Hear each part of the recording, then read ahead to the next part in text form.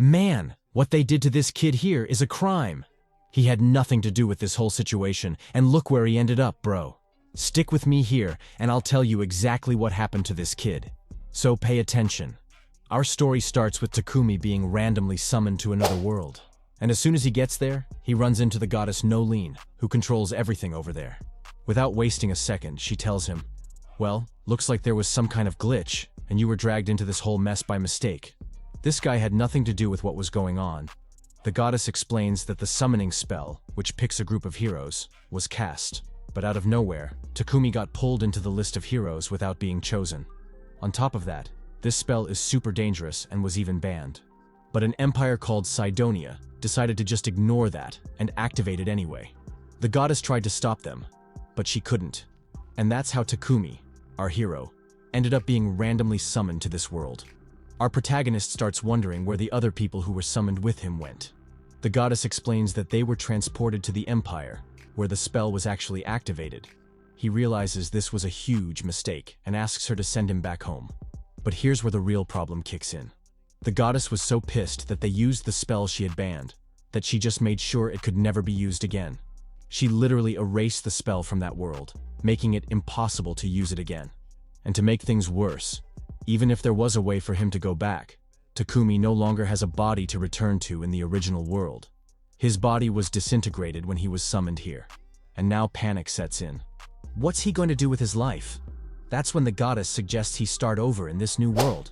Takumi wonders if he'll be sent to that Sidonia Empire, but she tells him the Empire is no longer the place for him. Since he wasn't chosen to be one of the summoned heroes, he'd just be screwed if he went there. To make up for the mess she made, she says she's going to send him to another nation and give him all the blessings and protections she can. All of that as an apology for her mistake. I mean, it's the least she could do, right? The kid already lost his body, can't go back to his world, and still has to keep struggling in a world he's never seen. It's the least, right? Our protagonist is already worried because he tells her that he doesn't know how he's supposed to fight monsters. But the goddess reassures him that he has all the support he needs. Man, she really sells the course well, huh? Just saying. She tells him to check his stats. As soon as he looks, he's pretty stunned and almost falls backward. In this new world, he's got a 17-year-old body. Back in his original world, he was 40. He lived a tough life working in an office, and the goddess tells him to forget the past. He needs to pick a new job, either combat or production, to live in this new world. Thinking of a peaceful life, away from all the chaos, our protagonist chooses production. So the goddess hands him a bunch of useful items and skills to help him in this life. She also teleports him to a kingdom.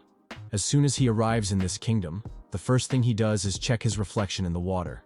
And as soon as he sees himself, he's shocked by how different he looks from before. But he actually thinks he looks even better than in his past life. The guy definitely got a glow-up. Without wasting much time, he starts testing his new skills. He finds a huge piece of high-quality wood, which is usually obtained from wood monsters, and decides to use his blacksmithing skill to turn it into a spear. Soon after, he finds a ton of useful herbs, but he tries to pick so many that they don't even fit in his bag. That's when he remembers the gift from goddess Nolene. It's what they call an item box in this world, and it's infinite. It's a whole new life, my dude. The guy can store anything in there, even gods and the world itself, and it'll never fill up. In the middle of all this, he hears a cry for help and sees a girl named Molly running toward him, with a giant horned rabbit chasing her. With little choice, he defends himself. And by some stroke of luck, or maybe thanks to the goddess's blessing, he manages to defeat the creature with his freshly made spear. A system notification pops up, saying his job has changed to warrior and he's reached level 1. But instead of celebrating, he's pissed off because he wanted a peaceful life. Man, you were summoned to an Isekai world. Forget about a peaceful life. You're just gonna fight monsters. Molly, on the other hand, is super grateful and mentions that the village she lives in is nearby, called Board. Our protagonist asks if he can accompany her there, and she agrees right away. Before they leave, Molly reminds him that the rabbit is a delicacy, and our protagonist doesn't hesitate for a second, using the item box to store the creature. We then cut to a scene where the other heroes who were summoned to this world arrive at the Sidonia Empire. They're welcomed by the first Empress, Elizabeth. She tells them they were summoned to save the world. Classic Isekai setup, right? It's always either to defeat the Demon King or save the world. But in the end, no one really understands what's going on there. Suddenly, one of the heroines unlocks her unique skill of revelation, a gift from Nolene herself. Her skill tells her to follow her instincts, and just like Spidey sense tingling, her instincts scream that Elizabeth is not to be trusted. But seriously, look at the place and look at this woman. Tell me, man, would you trust that? I sure wouldn't. Back in the village, Takumi meets Molly's parents, Banga and Marta, who thank him for saving their daughter during all the chaos in the forest. Takumi takes the opportunity to ask if he can stay in the village for a while. They happily agree. The blacksmith Boban mentions that there's a lot of ore in the area, which excites Takumi even more. The village decides to build him a house since there wasn't one available for him. He tries to help by using earth magic to level the ground, impressing everyone with his magic skills, but almost drains all his mana in the process. Once the house is finally ready, he furnishes the whole place using his blacksmithing and carpentry skills. Takumi decides to switch his job to blacksmith and starts mining with Boban. Using his alchemy, he refines the ore into ingots and gets excited about all the possibilities he can create with it. But our protagonist gets so caught up in it that he ends up using all his mana and passes out. Man, I can't blame him, because if I were in a fantasy world, I'd probably do the same. Marta shows up and scolds him, telling him he can't keep doing that. Banga hands him a healing potion, but Molly and Marta keep a close eye on him to make sure he doesn't mess up again by exhausting his mana and passing out. Our protagonist, with a ton of materials in hand, crafts utensils and tools, boosting his alchemy skill to level 32. He also helps Boban with the forging, which allows him to reach level 40 in blacksmithing. But Takumi's main goal is to become an alchemist. He asks Banga for some potions, but thinks they're all too basic. Our protagonist is super dedicated to making his own potions with the herbs he collected from the forest. Banga promises him that he'll buy some potions if he manages to make them right. Mixing the herbs he had picked with water, he notices his potion has a slightly different color and emits some mana. He suspects this happened because he used water magic. But before he can test it out, he decides to boost his resistance by eating random herbs. Why? Just because, man. What's the logic? There isn't any. And as if the idea wasn't stupid enough on its own, he almost dies because he eats a poisonous herb. He only survives because he activates his healing magic. As a bonus from this whole situation, he also manages to unlock the purification magic. The protagonist coming through for the boy, right? And right in the middle of this madness, a giant armored boar shows up behind him. He tries to attack, but nothing works. Just as he's about to say goodbye, he spots a venomous spider hidden in the bushes. It attacks the boar, but even its poison doesn't have any effect. Takumi activates his intuition and realizes there's only one way out. When the boar charges, he jumps and uses alchemy to disintegrate it, but the impact of the magic sends him flying.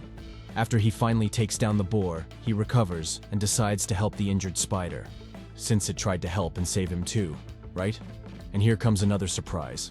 The guy just tames the spider.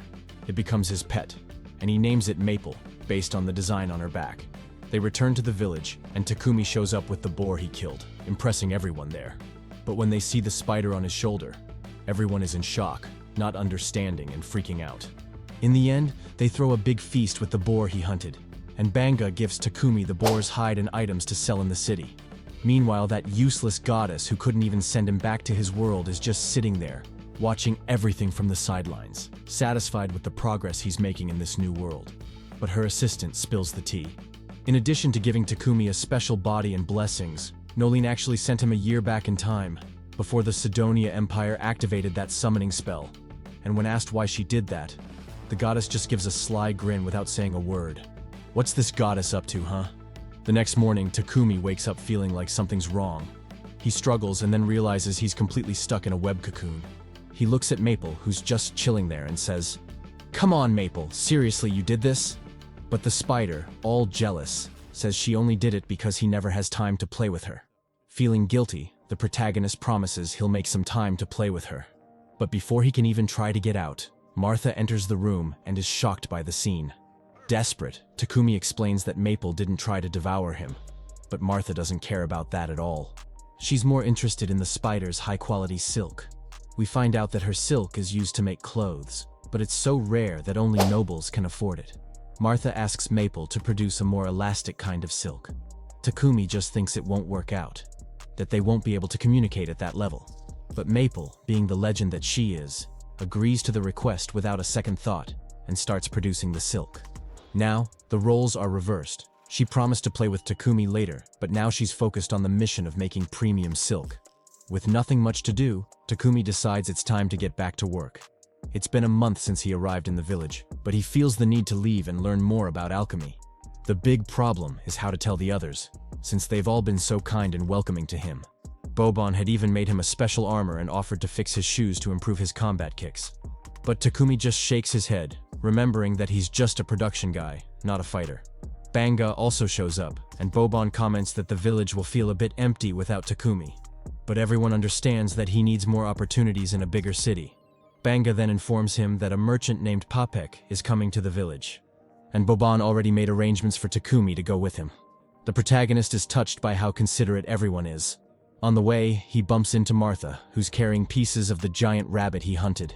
She comments on how good the meat is, but sighs and says that unfortunately, they'll have to throw it all away because they don't have the means to process the animal. Takumi offers his purification magic, and Martha is nearly floored when she realizes he can use light magic. She asks him to keep it a complete secret since very few people in the world have this ability, and those who do can make a fortune just by using this magic. Man, if I were him, that'd be the first thing I'd do. Tell everyone. Yo, anyone want a little purification? 1,000,000, just throw the cash in my account. In the following days, Takumi uses his powers to help improve the village even more, making sure everything is in order before he leaves. When Papek arrives to sell his goods, he's blown away by how much the village has developed in such a short time. Without wasting any time, Banga introduces Takumi to him. Before they leave, Takumi gives Banga a healing potion and lets him know he left over 100 more back at his house. Papek is impressed, as it looks like a potion of excellent quality. On the day of his departure, Martha and the other merchants come to see him off and give him a robe made from maple silk. He promises to cherish the gift. Papek notices that Takumi has a good relationship with the villagers. One of his bodyguards even gets so emotional that he starts crying. His fellow bodyguard quickly chimes in. "Stop it, man. You're acting like an old sentimental fool." Papek then introduces the guards as a group of C-rank adventurers. The name of their group is Lion's Fangs. What a fabulous name for a group, right?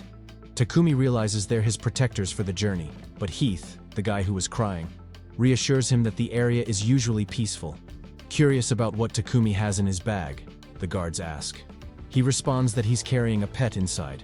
When he reveals that his pet is a giant spider, everyone is shocked and tries to peek inside to see it. However, Maple ignores two of them and jumps straight into the lap of the third member, Bogar, who immediately becomes her favorite. The other two are jealous and start bickering. During the trip, Papek asks if Takumi has more potions to sell. But before they can continue the conversation, the carriage suddenly stops. In the middle of the road, a group of goblins blocks their path. The Lion's Fangs group gets excited. After all, fighting monsters is what they do best. Takumi, on the other hand, is in shock, having never seen goblins before. Papek tries to reassure him, saying it's normal for merchants, but secretly enjoys how Takumi is the only one panicking. After a quick battle, the goblins are defeated, and Riel comments that it took longer than they expected. After 3 days of traveling, they finally arrive in the city of Bolton, in the Barkula Kingdom. Man, seriously? Traveling 3 days in a carriage must be brutal, right? Takumi experiences a bit of a culture shock when comparing the big city to the village. He heads over to the Adventurers Guild with the Lion's Fangs group. Man, I can't stand that name. It's so bad, right? The group needs to report that their mission is complete. Takumi tells the receptionist that he wants to register with the Alchemists Guild, but he finds out there actually isn't one. The receptionist suggests he register as an adventurer, since the guild works as an ID, and all he needs to do is complete 1 mission a month to keep his registration active. With little choice, Takumi registers as an adventurer, and also registers Maple as his pet. When he shows that his pet is a giant poisonous spider, the receptionist almost faints from shock. After finishing his business at the guild, he heads over to Papek's headquarters to sell his potions. The merchant offers to buy everything for the equivalent of 7 million yen. Takumi nearly has a heart attack when he hears that amount. However, Papek apologizes for not paying the full price, since Takumi is still new to the business and needs to build his reputation. Man, he was gonna pay even more for that? Are you kidding me? Do you have any idea how much 7 million yen would be if converted to Brazilian reais? Dude, that's over 250k. For a bunch of potions he randomly made as a test. Takumi gets suspicious, thinking this is too good to be true, but feels that Popek doesn't seem like the type to scam him. Popek then suggests that Takumi take a house with enough space to set up a workshop, and even offers a property owned by his company, which can be rented for a reasonable price. When Takumi sees the house, he's stunned. It's practically a mansion. He starts to suspect the place might be haunted or cursed, or something shady going on because it's so cheap. But Popek's personal assistant, Thomas, assures him that there's nothing wrong, and that he can move in the very next day if he wants. The next day, Takumi and Maple move into their new home, and the first thing Takumi decides to create is a functional bathroom. Basically, a toilet. Using materials provided by Popek's company and his magic, Takumi manages to create a modern toilet, leveling up both his alchemy and light magic skills. However, this consumes all his mana, and he needs to recover by drinking potions. He's satisfied with his work, but then hears a scream. When he investigates, he finds that Popek got stuck in one of Maple's webs. Strangely, Popek isn't angry at all. He says he found it extremely comfortable. Takumi apologizes, but Popek reassures him and asks if he can use the bathroom real quick. When Popek sees the modern toilet, he's shocked. Takumi explains how it works and mentions that it also purifies the waste, which leads Popek to ask if he's using light magic.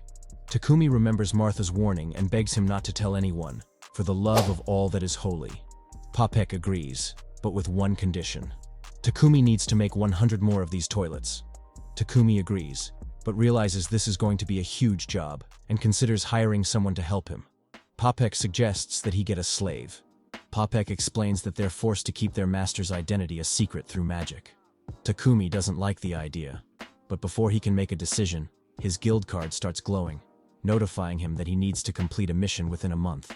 With that, realizing he has no combat skills, Takumi figures he's going to need a lot of help. So, what's the fate of our protagonist in this new world? Is he going to become a millionaire here, the Elon Musk of Isekais? Is he actually going to get a slave? Well, stay tuned, because in the next episode, I'll show you everything. You know the drill, right? Leave a like, drop a comment, and subscribe so you don't miss the next videos. Check out this video I'm leaving for you. It's insane. Go give it a look. Catch you later, bro.